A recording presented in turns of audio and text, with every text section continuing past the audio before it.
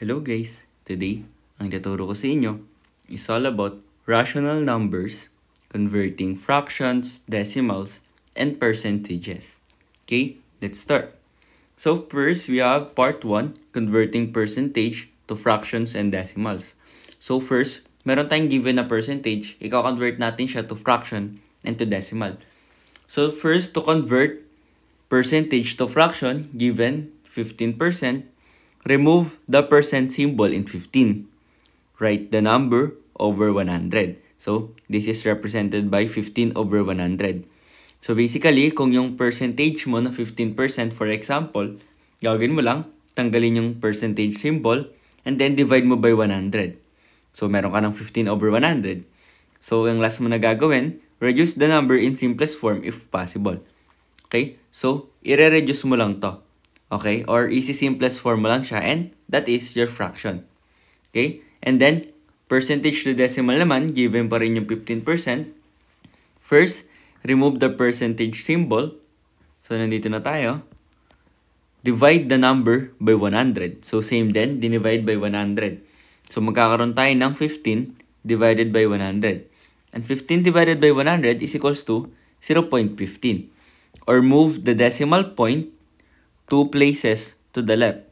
So, kung meron kang 15% na ito, kapag nag-move ka ng decimal places to the left ng 2 beses, you will get yung decimal. Okay? So, para mas madali, kung meron ka ng percentage, just move yung decimal places mo ng 2 beses pakaliwa, and that is your decimal. Okay? Para hindi ka na mag-divide pa ng medyo mahaba. Okay?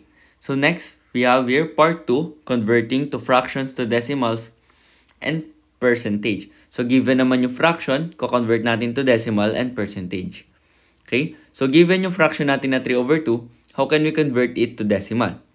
So, ang gagawin lang natin is divide the fraction. So, magkakaroon tayo ng 2 yung nasa labas and 3 yung nasa loob. And kapag dinivide natin siya, that will give us 1.5. So, 1.5 yung decimal na katumbas ng ating fraction na 3 over 2. And now, fraction to percentage naman, same pa rin na 3 over 2. Una mong gagawin is, divide the fraction pa din. Okay? So, kapag na-divide mo na siya, meron kang 1.5, i-multiply mo naman siya by 100. Okay? And that will give you 150. So, yun na yung percentage niya, 150%. Or, para mas madali, i-move mo yung decimal point 2 units to the right and put percentage sign. Okay? So, kung meron ka ng 1.5, so una mo pa rin gagawin syempre, i-divide mo pa rin yung fraction. So, kung meron ka ng 1.5 after mo mag-divide, so kung kanina nag-move ka pa left nung sa ating part 1, ngayon naman, pa-right ka naman mag-move. So, 1.5, move ka ng 2, and that will give you 150%. Okay, so, para hindi ka na mag-multiply, i-move mo na lang yung decimal to the right ng 2 beses dahil parehas lang naman din yung lalabas. Okay, maliwanag ba? Okay, proceed tayo sa ating part 3, converting decimals to fractions and percentage. So, given naman ngayon yung ating decimal, which is 0.65. So, to convert this 0.65 to percentage, what you need to do is multiply the decimal by 100. So, 0.65 times 100. And that will give you 65. So, that is our answer, 65%. Or, para mas madali, para di ka na mag-multiply, move the decimal point 2 units to the right and put percentage sign. So, if you have 0.65 na decimal, so move mo yung decimal point 2 units to the right. So, you have 1. So, you have 1, 2. So, meron kang 65%. Okay? And lastly, convert mo naman yung decimal to fraction. You have 0.65. So, para maging fraction siya, use the place value of the last digit to the right of the decimal point as the denominator. So, we have hundreds, or it is equal to x over 100. Omit the decimal point and make that number a numerator. So, from 0.65, yung 65 na ating nasa decimal, magiging numerator siya. Which is ayan, nasa 65 na siya sa numerator. And then, re-retain mo yung 100 na denominator. And then, finally, reduce the fraction to the lowest term if possible. So, ngayon, 65 over 100, pwede natin siyang ma-lowest term. Gawin mo lang, di-divide mo numerator and denominator by 5. So, 65 divided by 5, that will give you 13. And then, 100 divided by 5 is equals to 20. So, 0.65, kapag kinonvert to fraction, that is equal to 13 over 20. Okay? So, para mas maliliwanagan kayo, let's give some examples. Fill in each box with fractions, decimals, and percentages to correctly complete the statements below. So, for our first example, given yung ating fraction na 13 over 50, we need to find yung equivalent niya sa decimal and percentage. Okay? So, from fraction to decimal, ano ba kailangan natin gawin? So, basically, yung given fraction natin, i-divide lang natin siya. And then, that is our decimal equivalent ng ating fraction. So, let's divide. So, yung denominator natin na 50, siya yung nasa labas. And then, yung ating 13, yung nasa loob ng ating division. So, since hindi siya pwede dahil mas maliit yung 13 compared sa 50, mag-add tayo ng isang decimal, which is 0 lang naman. Dahil equal lang din naman yun sa 13. So, ngayon pwede na. Meron tayong dalawang 50 sa 130. So, if we multiply 2 by 50, we have 100. Then, if we subtract this, matitira is 30. And then, bring down ulit tayo ng isa pang 0 galing sa ating 13. And then, 300 divided by 50, that is 6. And then, 6 times 50, that is 300. And then, 0 na to. So, ibig sabihin, ito yung equivalent ng ating fraction of 13 over 50 sa decimal. So, for here, we have 0.26. Ayan. And then, from decimal to percentage, ang pinaka-simple trick or simpleng bagay or pinaka-simpleng gagawin natin dito is just move the decimal point 2 places to the right. So, we have 1, 2. So, nandito na yung decimal. So, it means, ang katumbas nito sa percentage is 26%. Yan. So, for our second example, given naman is yung ating decimal, and then i-convert naman natin to fraction and to percentage. So, unahin na natin syempre yung decimal to percentage. Dahil ang gagawin lang naman natin dyan is move yung ating decimal point 2 places to the right. So, again, we have 1, 2. So, nandito na siya. So, ang ating percentage is equals to 42%.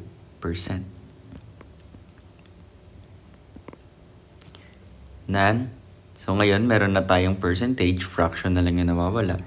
So, what we need to do is express this 0.42 into fraction. So, ang gagawin lang natin dyan is itong nasa decimal part na value natin, which is 42. Yan yung ating magiging numerator. And then, i-divide natin siya ngayon sa kung pang ilang place yung ating last digit, which is yung 2. And yung 2 is nasa hundreds place. So, that means, i-divide natin siya by 100 since hundreds place. So, now we have 42 over 100. What we need to do is simplify this fraction and that is our answer. So, ano ba ang common factor ng ating 42 and 100? So, basically, ang ating common factor is just 2. Okay, so if we divide both numerator and denominator by 2, we have for our numerator 42 divided by 2, that is 21. And then for our denominator, 100 divided by 2, that is equal to 50. So our answer is 21 over 50.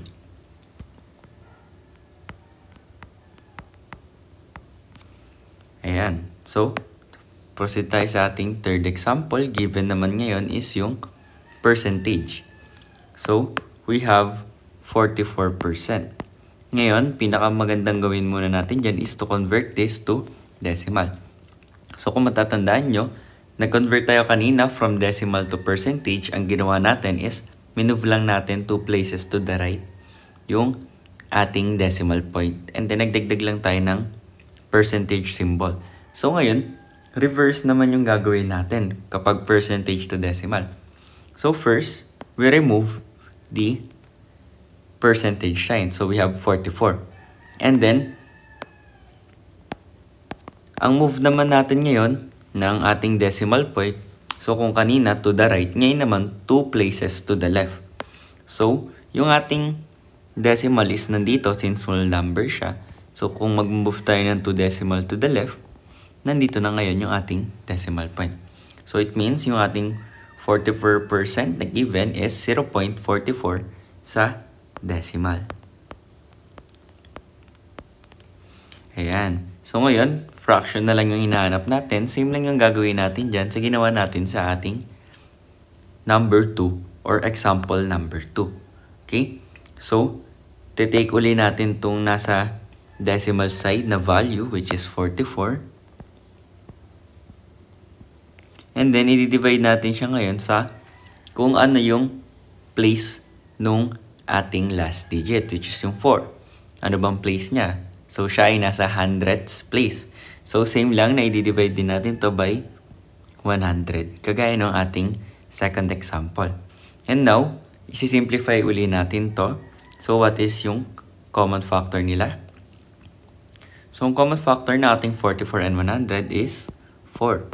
So, we divide numerator and denominator by 4. Okay? And then, we simplify this. We have for our numerator, 44 divided by 4, that is 11. And then, for our denominator, we have 100 divided by 4, that is 25. So, this is our answer for the fraction part. So, this is 11 over 25. Okay, so proceed tayo sa ating fourth example. Given uli is yung ating decimal, which is 0.875. So, pinakamadali uling gawin is decimal to percentage. We just need to move 2 decimal places to the right yung ating decimal. So, from here, we have 1, 2. So, in between siya ng 7 and 5. So, it means, ang ating equivalent sa percentage ng 0.875 is 87.5%. So, yan. Ngayon naman, decimal to fraction ulit tayo. So, we take this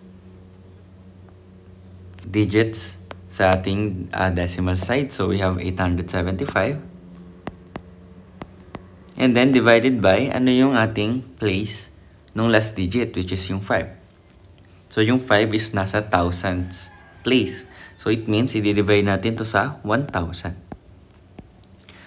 So, ngayon, sisimplify naman natin to para yun na yung ating answer sa ating fraction. Pero medyo malaki siya. So, pag ganitong malaki, medyo mahirap hanapin yung common factor neto. So, what we need to do or what we are going to do is unti-untiin natin siya hanggang hindi na siya pwedeng masimplify pa. So, dito, una natin i-divide yung numerator and denominator by 5. Bakit? Madaling makita dahil yung 875 nagtatapos sa 5, so it means divisible by 5 siya. And then yung 1,000 naman nagtatapos sa 0. So it means divisible by 5 din siya. Dahil ang divisibility rule natin pagdating sa 5 is last digit must be 5 or 0. Okay? So, divide natin to by 5. So, simplifying that, we have for our numerator, 875 divided by 5. That is equal to 175. And for our denominator, we have 100 divided by 1,000 rather divided by 5. That is equal to 200. So ngayon, divide lang uli natin by 5 dahil divisible uli siya sa 5. Dahil yung ending numbers sa 4175 is 5. And sa 200 naman, 0 yung huling digit. So, divisible by 5 siya. Okay, so simplifying this, we have 175 divided by 5. That is equal to 35. And then for our denominator, we have 200 divided by 5. That is equals to 40. So ngayon, pwede pa uli siyang masimplify and i-divide uli natin siya sa 5. Dahil divisible by 5 uli siya. Then simplifying this, 35 divided by 5, that is equals to 7. Then 40 divided by 5, that is equals to 8. So this is our answer. Okay, dahil hindi na siya pwedeng masimplify pa. So, equivalent ng ating decimal na 0.875 to fraction is 7/8. Okay? So, for our last example, we have 7/20. Kindly comment down your answer sa ating chat box. And let's see kung naiintindihan nyo na yung ating lesson for today. If medyo nalilito pa, pwede nyong balikan yung earlier part ng video natin. And let's see kung tama yung sagot nyo. Okay? That's it for our video for today. I hope may natutunan kayo. And maraming salamat sa panonood.